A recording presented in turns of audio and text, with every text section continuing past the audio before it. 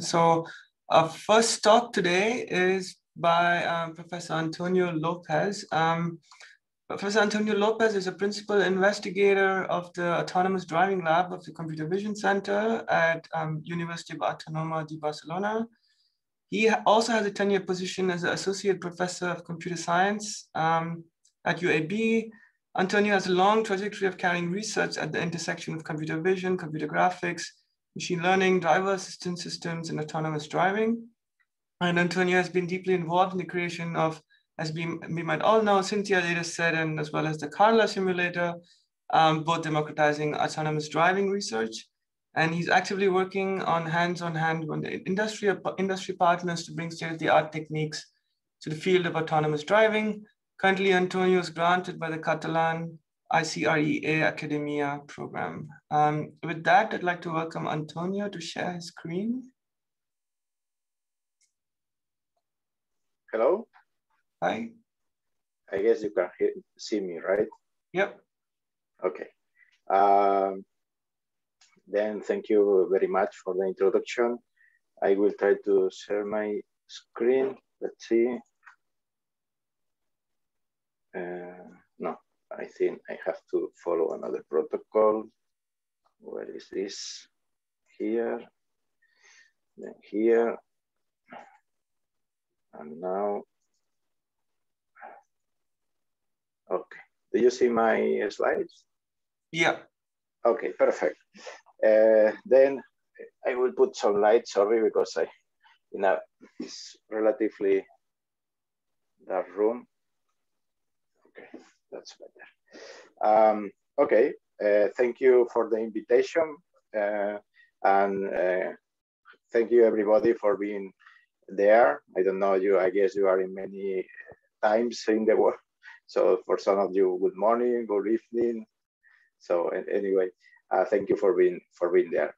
So today I wanted to, a priori I wanted to present two different works, but after checking a bit how much time this would take, I have decided to focus on monocular depth estimation, and I will mention co-training as a, let's say, a motivation for monocular depth estimation too.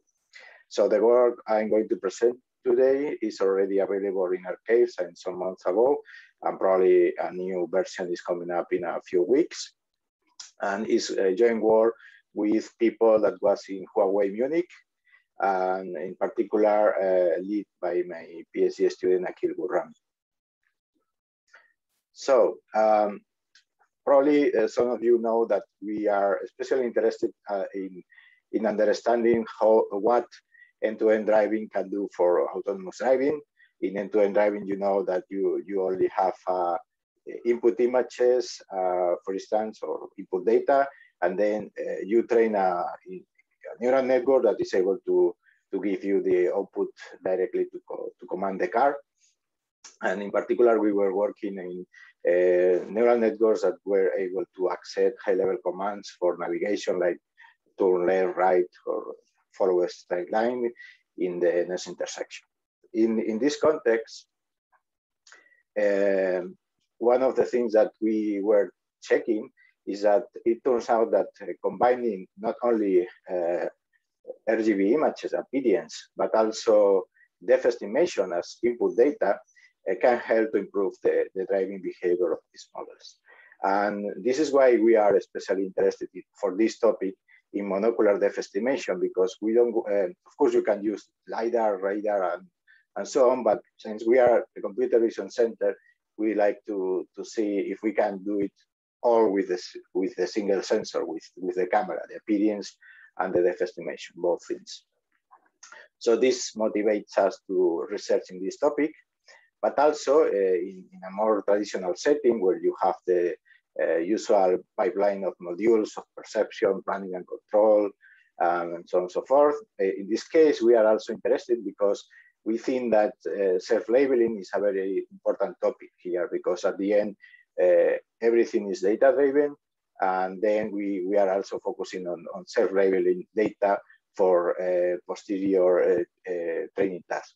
And in particular, we started with semi-supervised learning, supported, of course, by synthetic images And inside the different possibilities of semi-supervised learning, we were working in co-training. In co-training, you have like simplifying a lot, but you have basically two models, and then they try to collaborate for self-labeling a fully unlabeled data set. And in co-training, one model is, let's say, focusing on one type of view of the data, and the other model is focusing in another type of view of the same data. So we did different testings, which are published in the papers I mentioned here. But we saw that when one view are RGB images, appearance, and the other view is depth, they are good complements. So it's a good idea to use such a multimodal co-training setting. But at the same time, what we saw is that when you use a off-the-shelf monocular depth estimation network, then the result is a bit suboptimal. And the best is if you can actually train this monocular depth estimation from the data that you have. So you need a, let's say, easy way to do it. And let's say that, of course, you can use LiDAR or radar also for that, but again, we want to use only vision.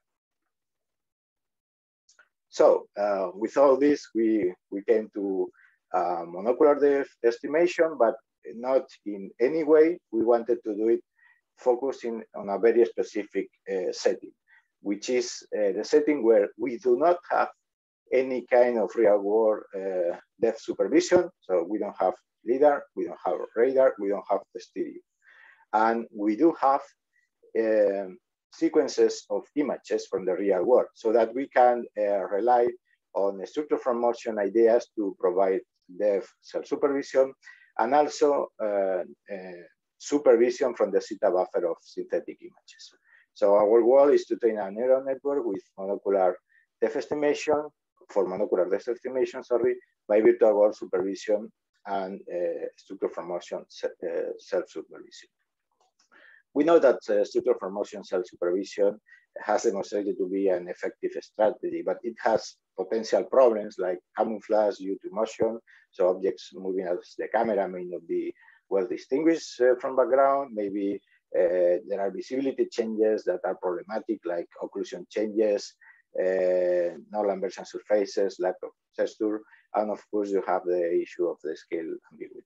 So we somehow are compensating these potential problems by using virtual world supervision.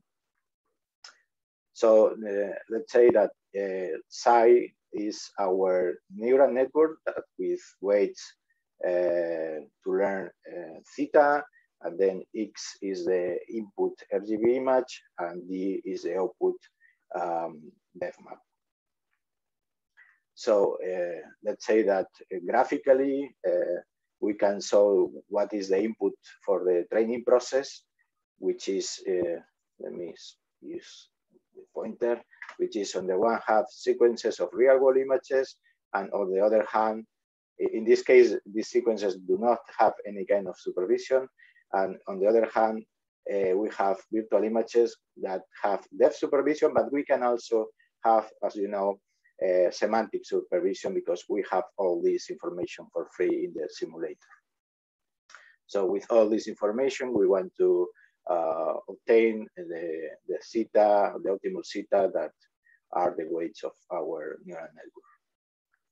So this is a let's say a global view of our training of our network in the training time. So we have loss for accounting the self-supervision based on the structure from motion. So let's say that real world images follow this path. So they are used for self-supervision based on the structure from motion.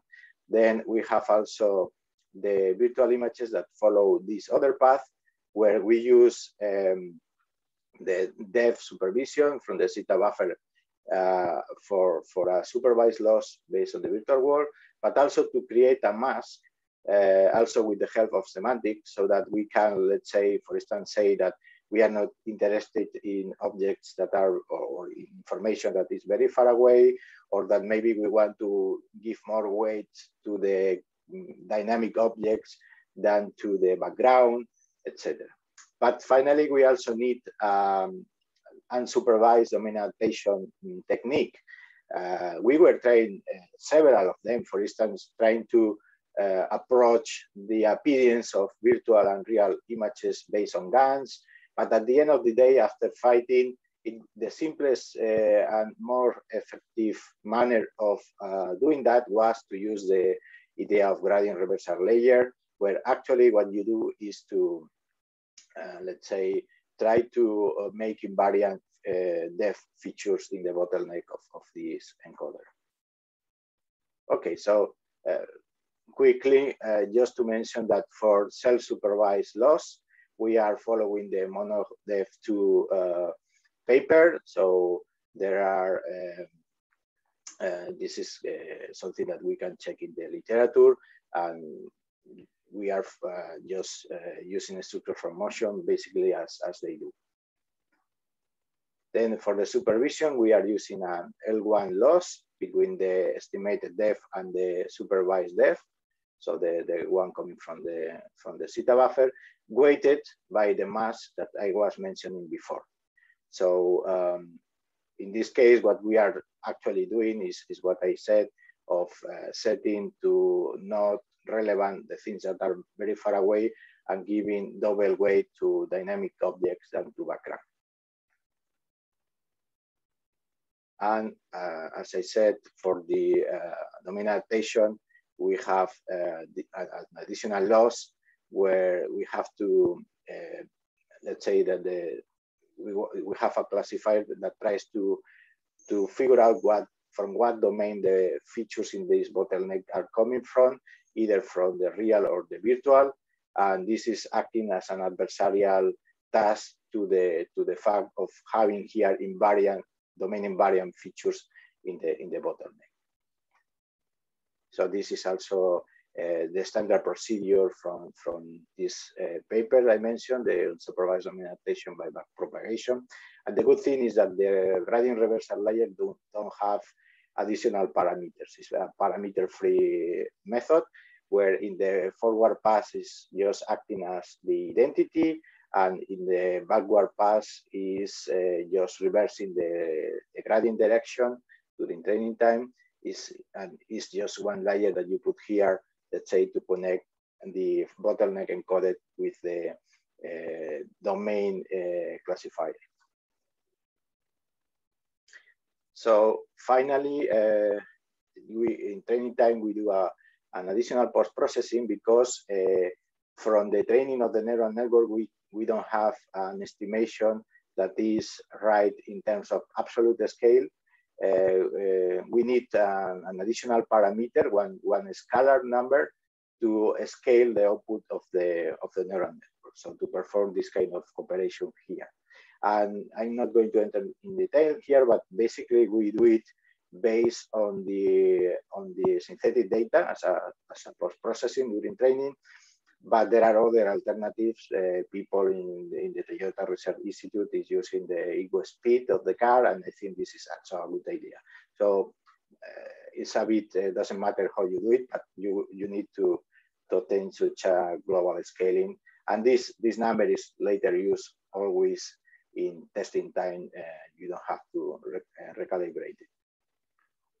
So in testing time, this is basically what is used, the encoder and the decoder. We have in the paper, you will see that we have tried different coders and encoders, and depending on who is in the encoding side and the decoding side, we need also to put here a sort of architecture to adapt both encoder and decoder. Not always, but depending on the case, we need to do it. If this is the case, then during training time, this is considered to be part of the decoder, and that's it. Everything runs equally. So going to the results, before some details about the implementation, we use the Kitty data for training, real world data for training, And accordingly, then we used the virtual kitty as virtual world. I have to say that we did not use all the available data, just 12K triplets, just because we wanted to accelerate the experimentation part. And then we set as maximum distance 80 meters, image resolution 340 times 192 pixels. We did some data augmentation, and in the mini batches, we use 16 images, where half and half are from virtual and real world. In the paper, you can find all the ablative analysis, and you can find the quantitative results, some plots, etc. But basically, summarizing, what we can see is that we are outperforming methods based on only virtual world supervision. We also outperform methods based on stereo self-supervision, even when those are combined with virtual world supervision. We were also outperforming some methods, other methods of based on LiDAR, but still we are not reaching the performance of the best ones. And in the ablative analysis shown in the paper, we can see that all these ingredients that I have been talking about, the gradient reversal layer, the mask, the supervision based on the virtual data, all these are contributing to improve the final quantitative results. So let's go for some qualitative results. In this case, we can see here an image from Kitty, so there is no domain shift between the real images in terms of training and testing. They are from the same domain. In here you see the depth map, where darker blue means closer, and the red color is for far away places. So you can see here let's say the superposition of these two informations, and then you can see here how this pedestrian corresponds well with the RGB image, and this set of pedestrians here too, and so on. Even this pedestrian with a bike in the middle is detected over here. In here it's the same for cars. You have this parked car here, this one here, that you can see how they match in this superposition, or these poles that are detected here corresponding to these others, that they also match in this superposition of information. So in here you can see how all this information is in terms of 3D images. I don't know why is jumping in that way, but I don't know. In here you have the 3D representation of these two informations, but taking an image from a more aerial view, as you can see. And now you can see something similar in a sequence. So you can see that even we are processing frame by frame. No, we are not incorporating any temporal information to make the frames coherent. This is still performing, I think, pretty good. This jumps forward and backward. I don't know why is happening now. It's something related with the Zoom and the PowerPoint. Anyway, in here we can see generalization results from the Make3D dataset, which is also popular for doing this kind of experiments. In this case, the ground truth is more sparse, as you can see here. It's from some sort of LiDAR LiDAR scanner, laser scanner, sorry. So it's more sparse, and this is the output of our depth estimation. I repeat that this is in terms of generalization. So the model did not see this data before the testing.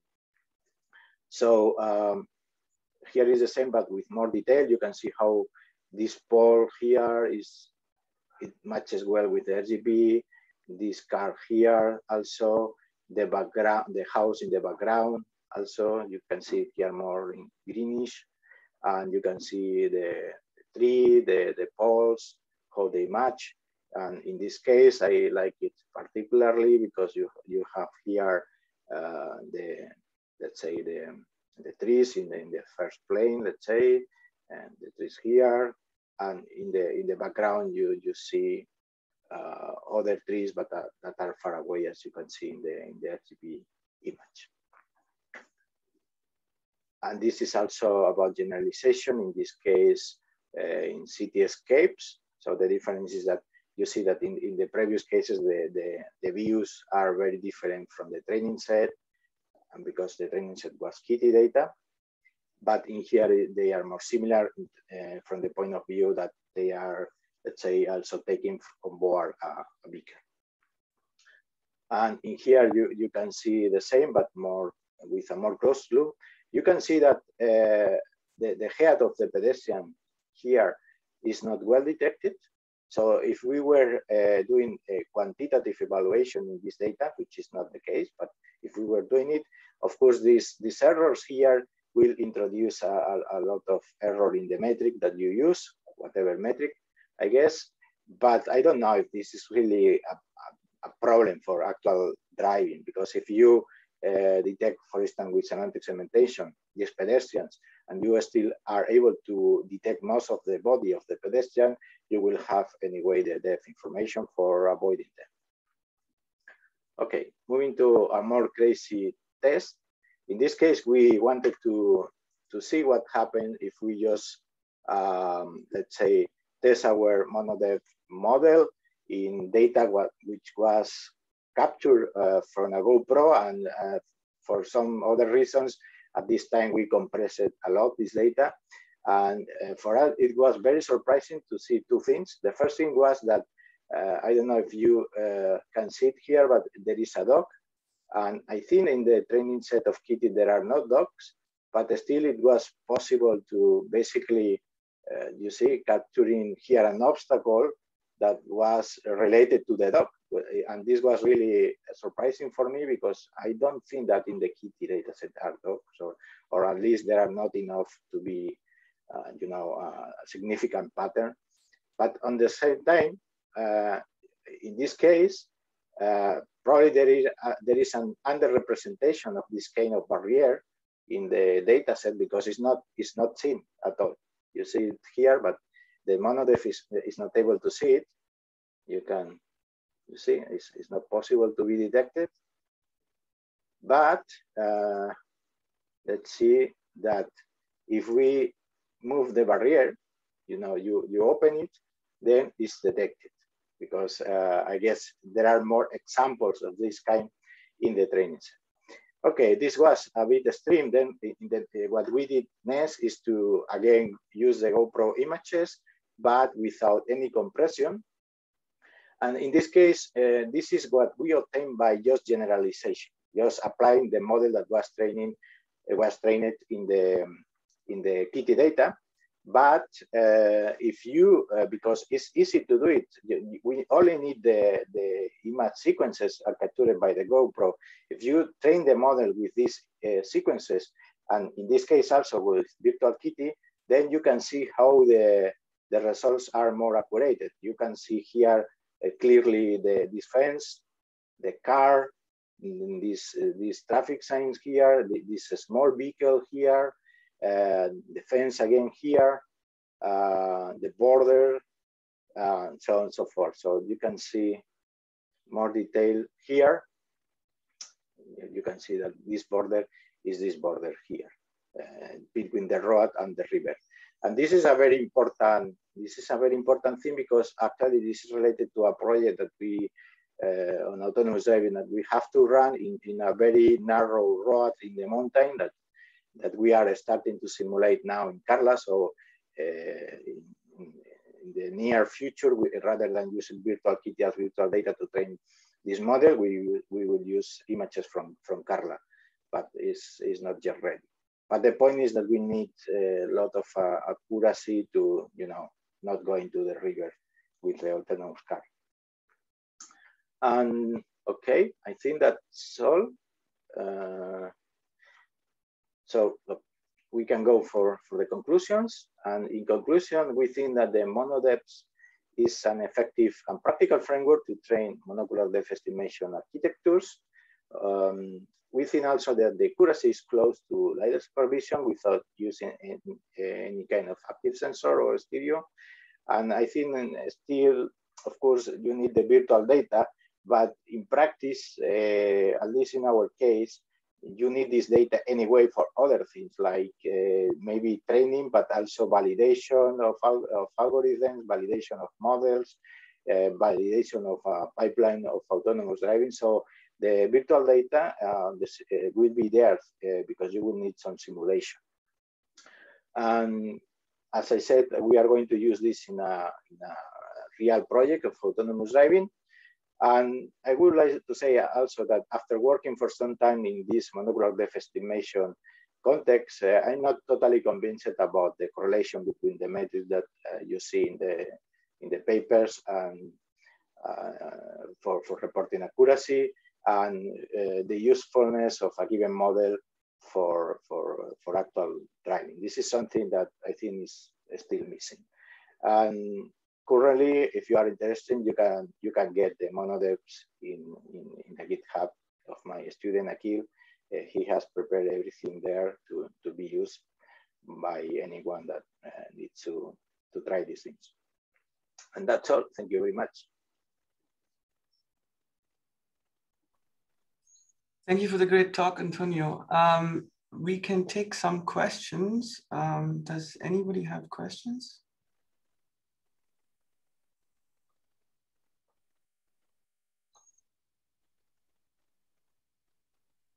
I think you would be able to unmute. If not, you could also post it on the chat.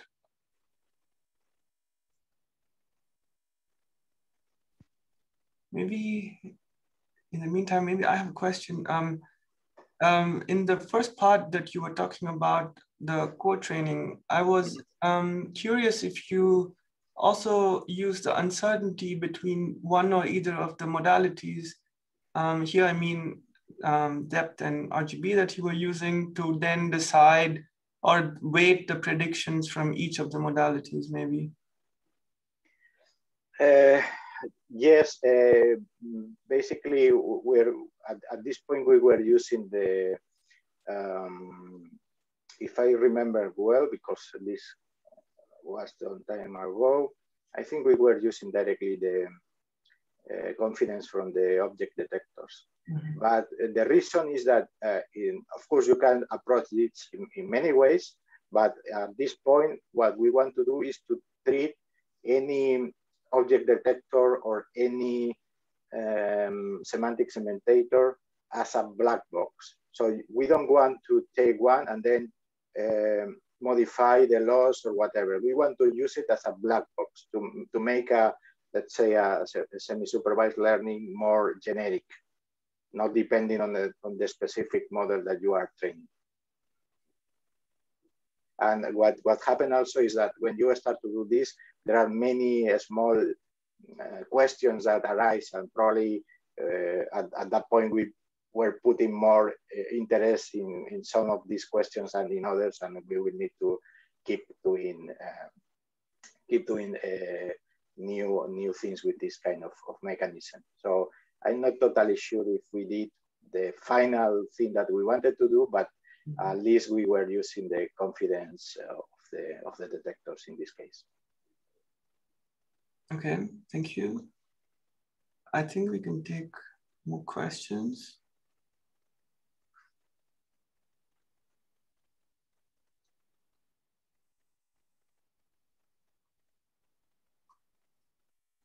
Does anyone have any open questions?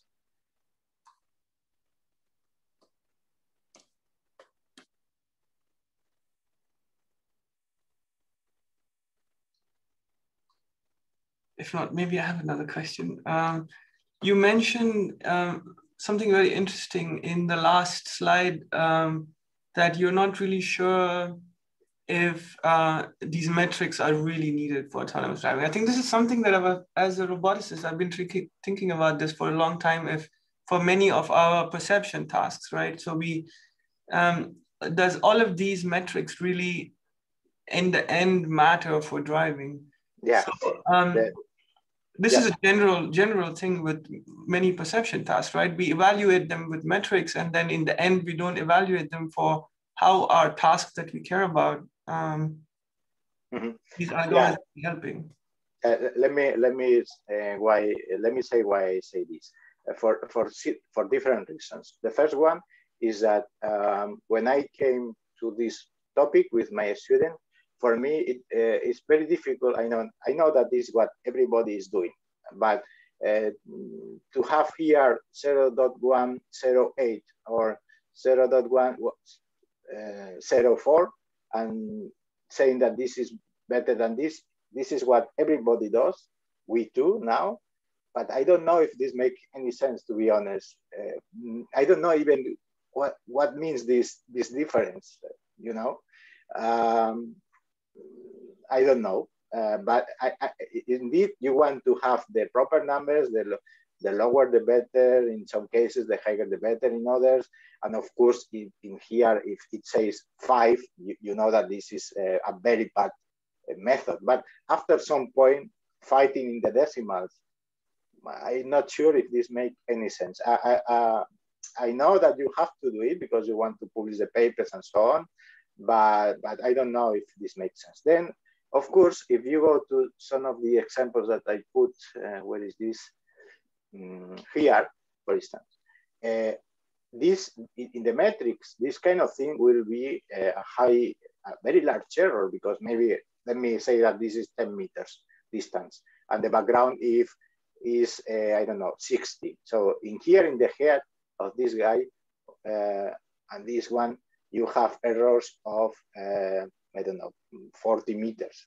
But is this really important to drive? In this case, if all the errors would be like this one, I don't think so, because you are detecting most of the, most of the body of this person and most of the body of this person. So you will drive well anyway. Of course, you want to detect this well. I'm not saying that you don't want, you want, but at the end, everything has a cost. And if to detect this, you need a very big model or very sophisticated technique and so on and so forth. Maybe in practice, it's not possible to put it in the car. So you prefer this than the other, even if the other is able to give you a proper approximation in this case. And also in some previous experience that was published in the ECCV 2 years ago, I think, or 3,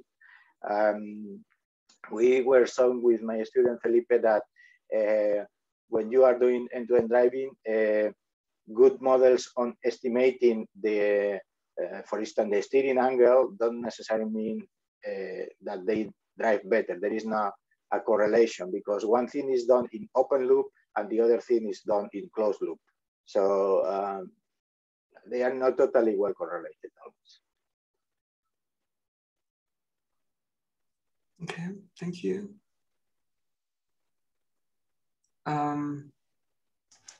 Maybe have a really short, quick question.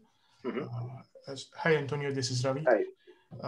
So I was actually wondering what type of downstream application tasks would depth help in, and I was looking at road segmentation or lane segmentation and 3D object detection. So have you studied any effects of estimating depth and then looking at accuracies on a downstream task generally? I mean, this is a quite open question. It was not really the focus of the talk. At the moment, we were using depth in this kind of end-to-end driving thing, and we were able to see that what happens is that when you have some extreme situations like here, where you have water in the in the floor, and then the sun is reflecting in the water, the camera is a bit saturated, then using the depth together with the RGB was beneficial for end-to-end driving. Of course, you cannot only use depth, because then you don't know what is the speed of this traffic sign. You don't know if this is red or green, and so on and so forth. You need the two things. And again, in this co-training thing, The first paper we worked for co-training in object detection. The two views were one the original RGB image, and the other the vertically flipped image. So they were the same image but just flipped. These were the two views. The system was working better. But with the MonoDEVS estimation, you really have a different view than the original one. And these are, for me, now the two main applications in what I'm working. And then let's say that maybe for this kind of application, let's say for this kind of application of driving, I don't think that the kind of error I was showing before without detecting the head of the pedestrian will be a problem. I don't think so. But for this other kind, it may be a problem because and then one of the models may not detect well the patterns, may confuse maybe the pedestrians with poles or traffic signs or these things if the silhouette is not well captured, you know.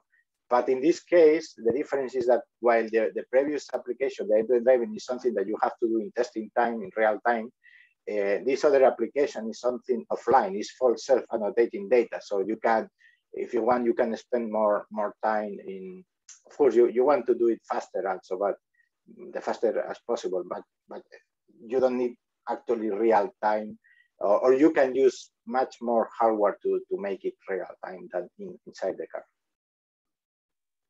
I don't know if this answered your question. Yes, definitely. Thank you. Any more questions for Antonio?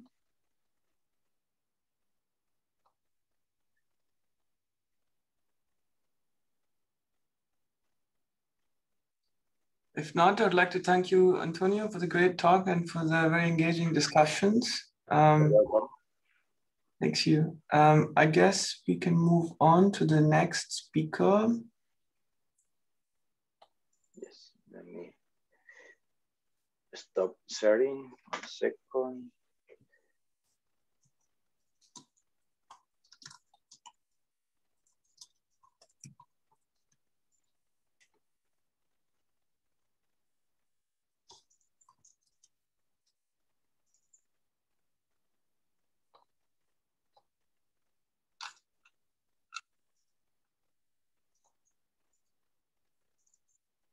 Oh, sorry.